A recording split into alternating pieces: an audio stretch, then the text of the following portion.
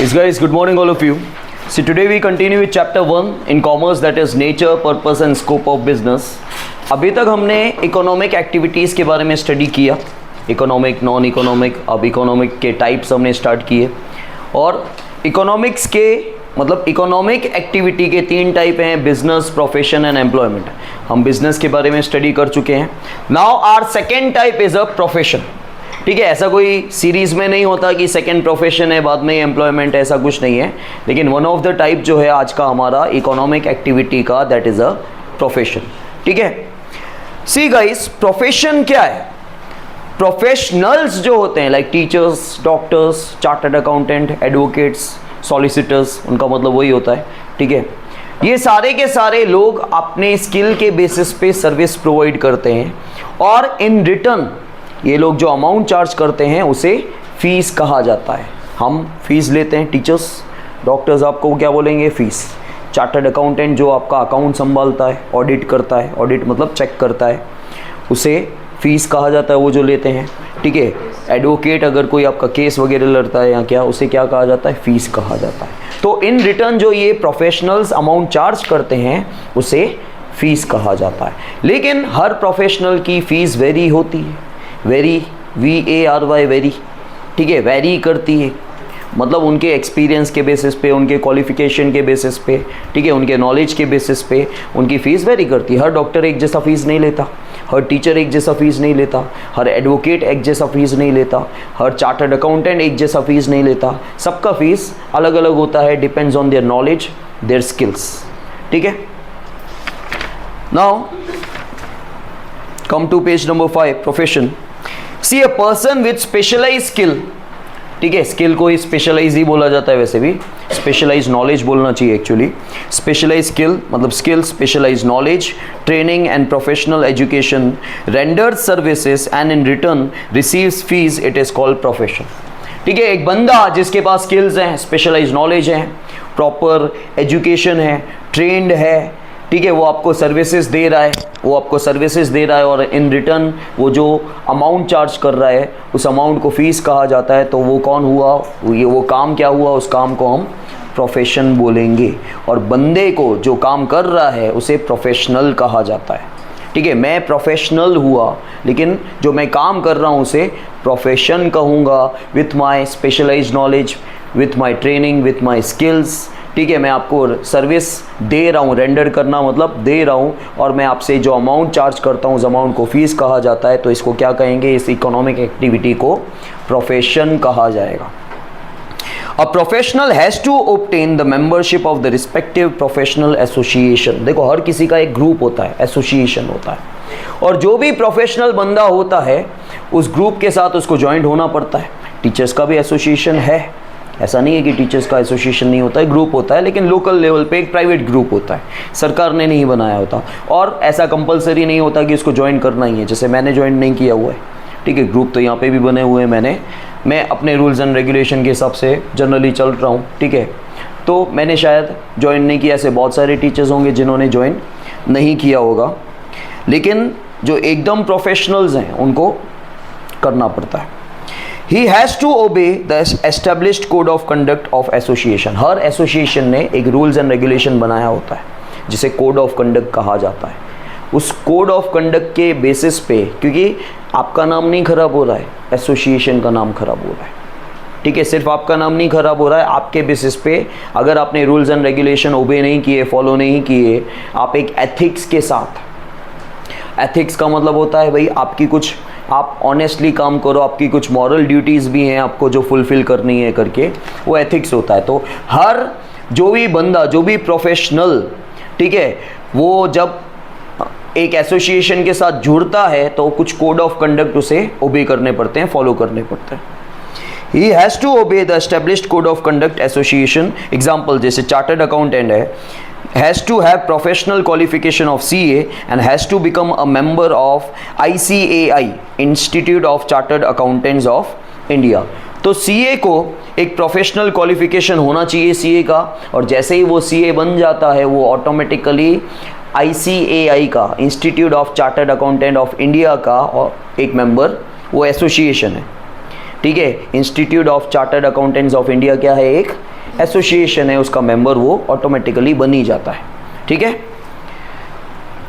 Then doctors, lawyers, solicitor, chartered accountants etcetera, ये सारे के सारे कौन है, प्रोफेशनल पर्सन्स है, और इन सबको एसोसिएशन के साथ ज्वाइंट होना पड़ता है। जैसे ही देखो आप किसी संस्था के साथ जब जुड़ जाते हो तो संस्था के रूल्स एंड रेगुलेशन आपको फॉलो करने पड़ते हैं, वॉयलेट नहीं करने पड़ते। Professional skills can also be used for employment, ठीक है। आप भले प्रोफेशनल हो लेकिन आप कहीं जॉब कर रहे हो, जैसे हम लोग स्कूल्स के अंदर जॉब करते थे पहले, तो हम क्या कर रहे हैं, हमारा जो प्रोफेशनल्स, हम प्रोफेशनल कहलाते हैं, हमारा जो प्रोफेशन है वो हम एम्प्लॉयमेंट में यूज़ कर रहे हैं, हम नौकरी कर रहे हैं। मतलब हम हमारे स्किल्स, अगर हम खुद का एक फॉर्म चालू कर रहे हैं, ठीक है, जैसे अब ये क्लासेस हैं, तो ये मेरा क्या हो गया, प्रोफेशन हो गया। मैं बोलूँगा मैं जॉब वॉब नहीं कर रहा हूँ। तो प्रोफेशनल स्किल्स जो आपके पास हैं, आपके पास जो स्पेशलाइज्ड नॉलेज है, वो आप कहीं नौकरी में भी यूज़ कर सकते हो, ठीक है। एक डॉक्टर अगर किसी हॉस्पिटल के अंदर काम कर रहा है, उसको सैलरी मिल रही है, तो वो क्या हो गया, वो अपने स्किल्स, अपने स्पेशलाइज्ड नॉलेज, अपनी ट्रेनिंग कहाँ यूज़ कर रहा है, नौकरी में यूज़ कर रहा है। लेकिन स्टिल अगर उससे पूछा जाएगा उनसे पूछा जाएगा कि डॉक्टरी आपके लिए क्या है, तो बोलेंगे प्रोफेशन। लेकिन वो क्या बोलेंगे, मैं यहाँ इस हॉस्पिटल के अंदर काम कर रहा हूँ, मतलब एम्प्लॉयमेंट काम कर रहा हूँ। तो आपके जो प्रोफेशनल स्किल्स है वो आप एम्प्लॉयमेंट के लिए भी यूज़ कर सकते हो। Example, when a doctor accepts to render services in a hospital in return of salary it is called. तो बहुत सारे डॉक्टर्स हैं जो खुद का क्लिनिक स्टार्ट नहीं करते हैं, ठीक है, इंडिविजुअल बेसिस पे। वो क्या चाहते हैं कि मैं जॉब कर रहा हूँ, करके मैं जॉब करना चाहता हूँ। तो कभी कोई एक डॉक्टर एक हॉस्पिटल में अपनी सर्विसेज रेंडर करता है इन रिटर्न ऑफ सैलरी, और वो उसे सैलरी मिलता है, तो उसे हम लोग क्या बोलते हैं, उसे हम उस समय एम्प्लॉयमेंट बोलते हैं, ठीक है। जब आप किसी के अंडर नौकरी कर रहे हो और आपको पगार मिल रही है, तो आपका भले ही प्रोफेशन है, लेकिन वो प्रोफेशन आप कहाँ यूज़ कर रहे हो, आपके स्किल्स कहाँ यूज़ कर रहे हो, नौकरी में। नाउ कैरेक्टरिस्टिक्स में भी वही लिखा हुआ है सारी चीज़ें जो हमने ऊपर समझी। A professional has to obtain specialised knowledge, skill and professional education. तो एक प्रोफेशनल जो होगा उसके पास स्पेशलाइज्ड नॉलेज होना चाहिए, स्किल होना चाहिए और प्रोफेशनल एजुकेशन होनी चाहिए कि आपको किस तरह डील करना है। He charges fees for providing services. और कोई भी प्रोफेशनल होगा जब वो सर्विस देता है तो वो क्या चार्ज करता है, जो अमाउंट चार्ज करता है उसको हमेशा एक ही चीज़ बोला जाता है, fees. However the standard of fees varies as per skills, knowledge and experience. लेकिन हर किसी का फीस उसके स्किल, नॉलेज और एक्सपीरियंस के बेसिस पे डिपेंड होता है, वेरी करता है, मतलब अलग अलग होता है। The primary objective of a professional is to render service. किसी भी प्रोफेशनल का मेन ऑब्जेक्टिव ये होता है कि सर्विस देना। It is an independent activity for earning. ये इंडिपेंडेंट एक्टिविटी हुआ क्योंकि हर प्रोफेशनल जो बंदा जो होता है वो जॉब थोड़ी करता है, वो तो खुद का फर्म स्टार्ट करता है, छोटा मोटा क्लिनिक स्टार्ट करता है, खुद का कोई धंधा स्टार्ट करता है। The professional activity has no relation with production, क्योंकि प्रोफेशनल में मैं यहाँ पे कोई प्रोडक्शन कर रहा हूँ, डॉक्टर कोई प्रोडक्शन करता है, उसका प्रोडक्शन से कोई लेना देना नहीं होता है। But it satisfy personal and business needs.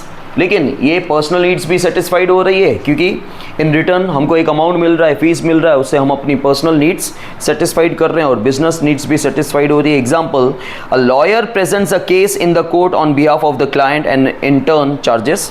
एक लॉयर क्या कर रहा है, उसके क्लाइंट, उसको क्लाइंट बोलते हैं, उसके क्लाइंट के बेसिस पे केस जो है वो कोर्ट में रखता है, प्रेजेंट करता है, रिप्रेजेंट कर रहा है, ठीक है। और इन रिटर्न वो क्या कर रहा है, वो फीस चार्ज कर रहा है। It is essential to obey the code of conduct laid down by the respective professional association. बोला गया है जिस एसोसिएशन के मेंबर्स हो उस एसोसिएशन ने जो कोड ऑफ कंडक्ट बना रखे हैं वो आपको फॉलो करने हैं। अब तुम बोलोगे सर जो डॉक्टर के एसोसिएशन ने जो रूल्स एंड रेगुलेशन बना के रखे हैं वो आपको फॉलो करने हैं ना, मैं क्यों फॉलो करूँगा भाई उनके, मैं डॉक्टर नहीं हूँ, मैं दूसरा प्रोफेशन है मेरा, टीचिंग प्रोफेशन, ठीक है। मॉनिटरी रिटर्न रिमेन्स अनसर्टेन इन प्रोफेशन। मॉनिटरी रिटर्न जो है वो फिक्स नहीं होता भाई, जैसे मैंने आपको एक दो दिन पहले एग्जांपल दिया था, कोई फिक्स नहीं होता कि भाई कितने बच्चे आएंगे। डॉक्टर्स के पास फिक्स नहीं होता कि कितने पेशेंट्स आएंगे, लॉयर के पास या चार्टर्ड अकाउंटेंट के पास एक अंदाज़ा होता है। तो यहाँ पे अनसर्टेनिटी होती है कि आपको रिटर्न कितना मिलेगा। इसके बाद है एम्प्लॉयमेंट। एम्प्लॉयमेंट का सिंपल मतलब होता है मीन्स जॉब। जब आप किसी के अंडर काम कर रहे हो और उस काम करने के लिए आपको पगार मिलती है। It is an economic activity performed in return for a fixed salary where work is assigned as per the contract. तो ये एक इकोनॉमिक एक्टिविटी है, उसको करने के लिए आपको एक फिक्स सैलरी मिलती है जो भी आपको असाइन किया गया है काम।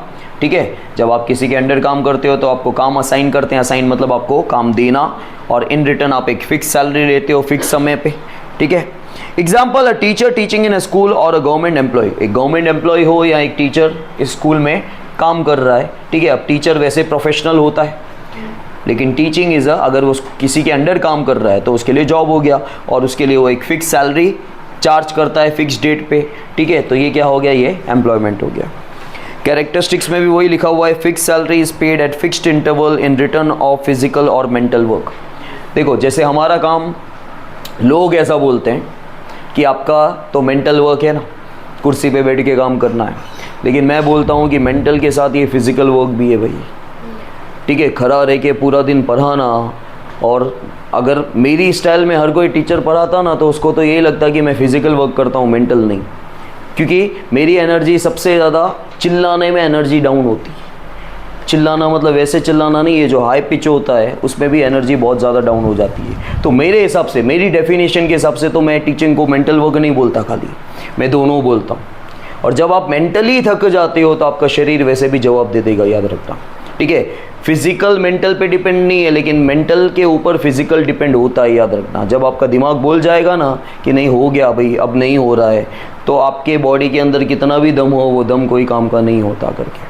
ठीक है, तो फिक्स्ड इंटरवल पे मतलब हर महीने के एंड पे आपको एक फिक्स सैलरी मिल जाती है। और क्यों मिलती है, या तो आप फिजिकल वर्क करते हो, ठीक है, या फिर आप मेंटल वर्क कर रहे हो। Certain other benefits are available in addition to the salary. जैसे आपको मेडिकल अलाउंस मिलता है, अगर आप गवर्नमेंट की कोई भी फॉर्म वगैरह में काम कर रहे हो, सरकारी नौकरी वगैरह है, तो आपको मेडिकल अलाउंस भी मिलता है। मतलब मेडिकल के लिए भी कुछ पैसा, अलाउंस मतलब आपको अलाउ किया जाता है, आपको कुछ पैसा मिलता है उनकी तरफ से। रिटायरमेंट के बाद आपको पेंशन मिलती है, ट्रांसपोर्टेशन फ्री मिलता है, रहने के लिए क्वार्टर्स मिलते हैं। जैसे आप इफ़को देख लो, ठीक है, इफ़को के अंदर क्वार्टर मिल जाते हैं, आपको ट्रांसपोर्टेशन मिल जाता है, बच्चों की स्कूल की शायद फ़ीस फ्री हो जाती है। ठीक है, वार त्यौहार पे आपको अलग अलग एम्यूनिटीज़ काफ़ी हैं। देखो, पहले लोग नहीं समझते थे, अब लोग समझने लग गए, अवेयर हो गए। अरे अब क्या देखते हो ना, तुम हर जगह फैसिलिटी देखते हो। ठीक है, आज होटल में चेक इन करने से पहले आप क्या देखोगे, क्या क्या फैसिलिटीज़ है भाई। पहले लोग कहाँ चेक करते, भाई होटल जाना है, ख़त्म। अब पहले क्या देखते हो, खाना कौन सा है, खाना आइटम्स कितने हैं, ये क्या है, रहने का सुविधा कैसी है, सर्विस कैसी है, आप सब देख लोगे, बराबर। तो अब सुविधाएं लोगों को ज़्यादा चाहिए। ठीक है, तो यहाँ पे अब लोगों को समझ में आ गया है, नौकरी से पहले वो सुविधा चेक करते हुए हमको पगार तो मिलेगा, ठीक है, वो तो सबको ही मिलता है, और क्या फैसिलिटीज़ मिलेगी, वो फैसिलिटीज़ के पीछे भागा जाता है। लोग गवर्नमेंट नौकरी के पीछे आजकल क्यों भाग रहे हैं। एक टाइम था गवर्नमेंट नौकरी के पीछे लोग नहीं भागते थे, सरकार सामने से देती थी, हाँ भाई नौकरी कर, तब नहीं जाते थे। अब जा रहे हैं, आजकल के यंगस्टर्स भी जा रहे हैं। ठीक है, और नौकरी चाहिए क्योंकि अब उनको बेनिफिट्स पता चल रहे हैं। भाई कुछ समय काम करना है, फिर तो आराम ही आराम है, और बेनिफिट रिटायरमेंट के बाद अच्छे हैं, पेंशन वगैरह मिलेगा। खैर पेंशन अभी बंद हो गया है अभी के लोगों के लिए, लेकिन उसके अलावा बहुत सारी फैसिलिटीज़ हैं। ठीक है, then to perform the assign work as per the contract under the control of the employer. Employer मतलब मालिक, ओनर। ठीक है, ओनर, एम्प्लॉयर ऐसे याद रखो, ई आर आता है पीछे। तो एम्प्लॉयर जो ओनर के साथ जो कॉन्ट्रैक्ट किया है उसके अकॉर्डिंग आपको काम करना है, जो भी आपको काम असाइन किया जाएगा। Qualification, working hours, retirement benefits after retirement of the employee are predetermined. कोई भी बंदे को जब काम पे रखा जाता है तो इसकी क्वालिफिकेशन, ठीक है, उसका काम करने के घंटे, कितने घंटे काम करेगा भी, ड्यूटी आपकी कितने टाइम की है, 8 घंटे की, 6 घंटे की, रिटायरमेंट कब होगा, रिटायरमेंट के बाद बेनिफिट्स क्या है, इस पहले से ही सब कुछ डिसाइड होता है जब आपको नौकरी पे रखा जाता है। जब आपको नौकरी पे रखा जाएगा तो आप बोलेंगे देखेंगे कब होगा रिटायरमेंट, ऐसा नहीं होता भाई। आप पूछोगे ना कितने घंटे की ड्यूटी है, बराबर, कब से कब तक करना है, और शिफ्ट ड्यूटी है कि एक ही समय पे ड्यूटी होगी। ठीक है, employment is a dependent activity. और जॉब क्या हो गया, आपकी एक डिपेंडेंसी हो गई। Both employer and employee are bound to follow the rules as per the contract. तो जो भी कॉन्ट्रैक्ट आपका बना है, दोनों एम्प्लॉई और एम्प्लॉई मतलब जो काम करने वाला है, ठीक है, जो जॉब कर रहा है उसे एम्प्लॉय कहा जाता है। एम्प्लॉयर जो ओनर है, दोनों को रूल्स एंड रेगुलेशन फॉलो करने as per the contract. No capital investment is to be made by the employee. जब आप नौकरी करने जाते हो तो आप कुछ इन्वेस्टमेंट कर रहे हो क्या? आप इन्वेस्टमेंट नहीं करते हो कोई, ठीक है, समझ में आया? और फिर ये कंपैरिजन दिया हुआ है तीनों का, ये आपको लर्न करना है, बिजनेस, प्रोफेशन और एम्प्लॉयमेंट का। समझ में आया? इसके बाद आ जाओ, नेक्स्ट टॉपिक है अपना क्लासिफिकेशन ऑफ बिजनेस एक्टिविटीज़। देखो बिजनेस एक्टिविटीज़ यहाँ पे 3 कैटेगरीज में क्लासीफाई हो रही है, that is trade, commerce and industry.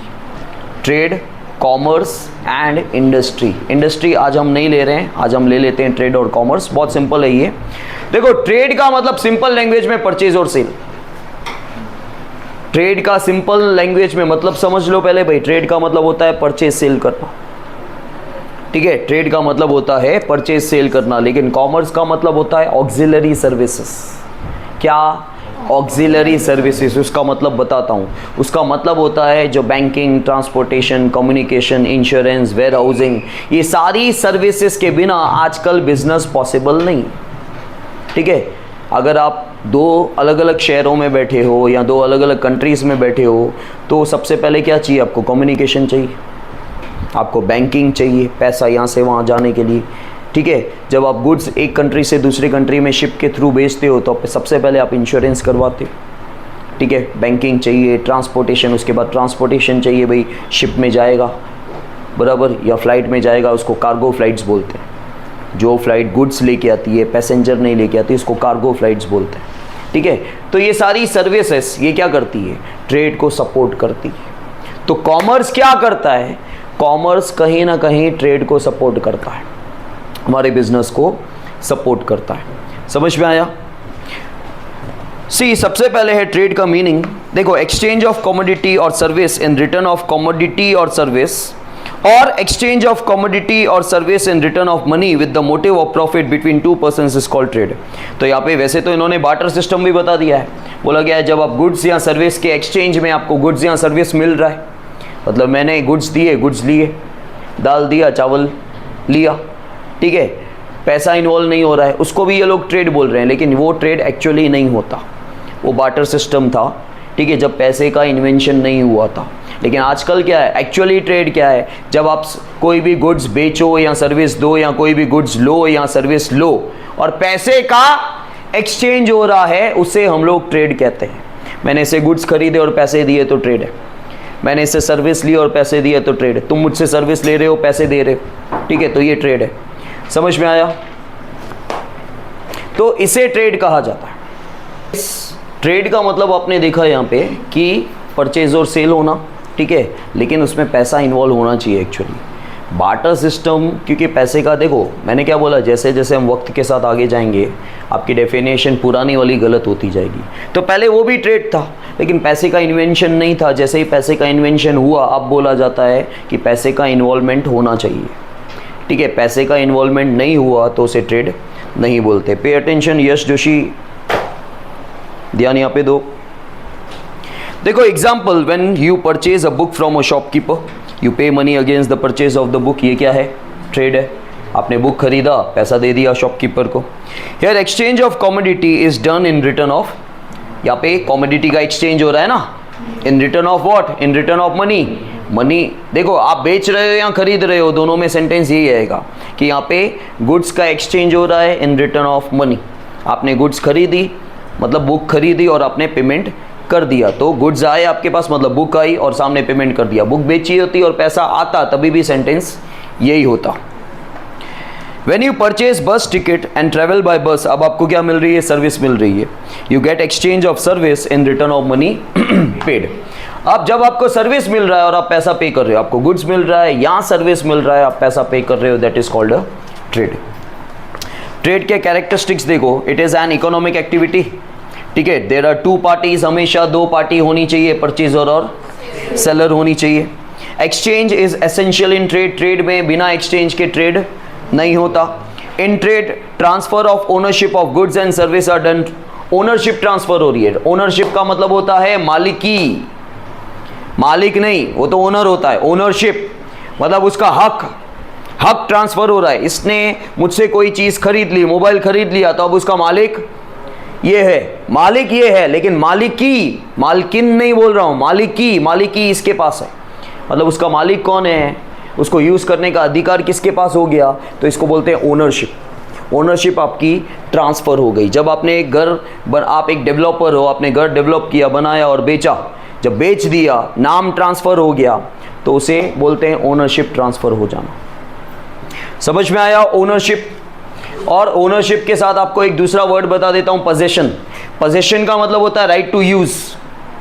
ठीक है, जैसे ये मैं यूज कर रहा हूं, मैंने रेंट पे लिया है, खरीदा नहीं है, तो ये मालिक मैं इसका नहीं बन गया भाई, लेकिन मैं यूज तो कर रहा हूं, लेकिन पोजेशन मेरे पास है। इसका मतलब हुआ पोजेशन मेरे पास है, लेकिन मालिकी नहीं है। मैं इसका मालिक, मैंने खरीद लिया होता तो ये मेरे नाम पे जब हो जाता, जैसे ही खरीदने के बाद मेरे नाम पे हो जाएगा, तो ओनरशिप मेरे नाम पे ट्रांसफर हो गई। लेकिन मैं अगर रेंट पे ले रहा हूं, मतलब मैं खाली यूज करने के लिए ले रहा हूं, तो उसको बोलते हैं पोजेशन। देखो, जब ओनरशिप ट्रांसफर होती है ना, जब ओनरशिप ट्रांसफर होती है, मैंने इससे घर खरीदा, ठीक है, ओनरशिप ट्रांसफर हुई, तो पोजेशन तो अपने आप ट्रांसफर हो ही जाती है। लेकिन ऐसा भी जरूरी नहीं होता। काफी बार ये डेवलपर है, इसने 10 मकान बनाए, बराबर, मैंने इसे घर ले लिया, इसने मेरे नाम कर दिया, लेकिन इसने बोला कि सर 6 महीने बाद आपको मिलेगा आपके हाथ में। नाम वाम ट्रांसफर हो गया, कि नाम बोल रहा है इसका, इस घर का मालिक कौन, भाई मिथुन शाहनी, ठीक है, ओनरशिप ट्रांसफर हो गई, लेकिन मैं रहने नहीं गया हूं, यूज नहीं कर पा रहा हूं, क्योंकि काम अंदर से कंप्लीट नहीं हुआ है अभी तक, तो पोजेशन नहीं मिली है। पोजेशन मतलब राइट टू यूज। काफी बार आपने एग्जाम्पल देखे होंगे कि भाई मैंने कोई चीज़ खरीद ली, मैंने कोई घर खरीद लिया, लेकिन वो 2 महीने के बाद देंगे, बोले 2 महीने लगेंगे खाली होने में, उसको जो रह रहा है, तो ये क्या है, मेरे नाम है, मालिक मैं हूँ, लेकिन अभी तक मुझे पोजेशन। तो पोजेशन का मतलब होता है राइट टू यूज। जब आप कोई भी चीज़ रेंट पे ले रहे हो, जैसे मैं ये यूज़ कर रहा हूँ, तो पोजेशन मेरे पास है, मालिकी मेरे पास। तो जब ट्रेड के अंदर जब परचेज सेल करते हो, तो ओनरशिप का ट्रांसफर होता है। Then in exchange of goods either an amount is paid और गुड्स आर एक्सचेंज। जब आप गुड्स एक्सचेंज करते हो या आप सर्विस ले रहे हो, तो सामने आप जो पेमेंट करते हो, या तो वो पैसा होता है, या फिर गुड्स के अगेंस्ट में आप गुड्स भी दे सकते हो। Then trade is a continuous activity. इसमें कंटिन्यूस एक्टिविटी कॉमर्स में क्या होता है कि कोई भी चीज़ कंटिन्यू चल रही है, बीच में रुकावट नहीं आती। भाई बिजनेस चल रहा है, तो बिजनेस में परचेज सेल कंटिन्यू होता रहेगा। द वैल्यू ऑफ गुड्स और service is determined in terms of money. ठीक है, आप यहाँ पे क्या हो रहा है, एक तरह से आपने कोई चीज़ बेची, आपको सामने पैसा आ रहा है, तो वो क्या हो रहा है, वो पैसा आपके गुड्स की वैल्यू बता रहा है। सीधी सी बात है ना, मैं जो चीज़ बेच रहा हूँ, मैं जो सर्विस दे रहा हूँ, उसका जो पैसा आ रहा है, तो पैसा क्या इंडिकेट कर रहा है, भाई तेरे सर्विस की, जो तू सर्विस दे रहा है ना, उसकी वैल्यू ये रही। समझ में आया? Then trade is a legal activity. ठीक है, now there are 2 types of trade, internal trade और इंटरनेशनल ट्रेड। अब सुन लो, ये भी बहुत इजी है, आपको 10th में भी था ये।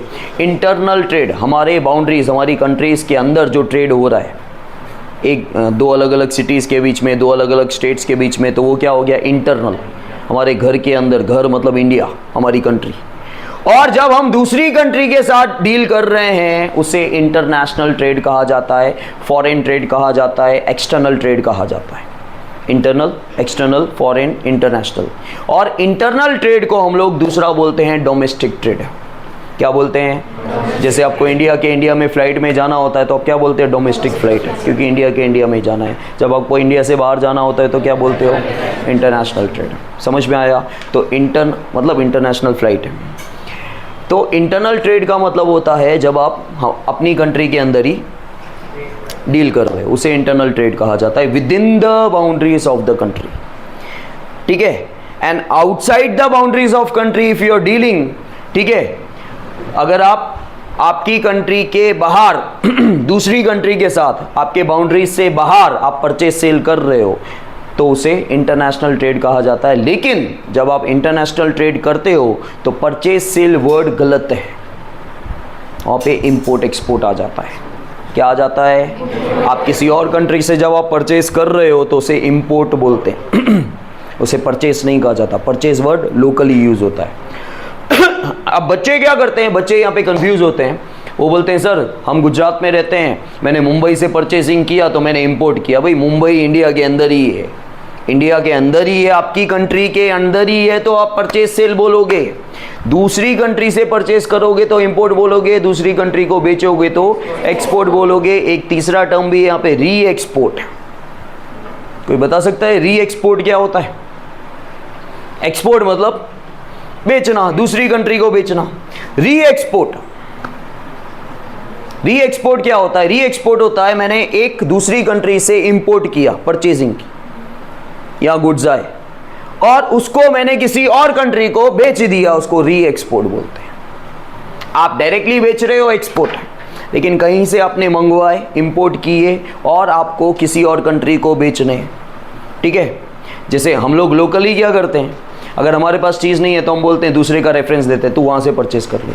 हम ऐसे उनको नहीं करवाएंगे, हमारा कमीशन टूटेगा, हमारा पैसा टूटेगा। हम बोलेंगे हाँ देता हूँ देखो, तो मैं हमारे पास नहीं है तो हमने इस कंट्री से मंगवाया, उसको बेचा महंगा, बीच में खाएंगे ना हम लोग, वही तो बिजनेस है। समझ में आया? उसको री एक्सपोर्ट कहा जाता है।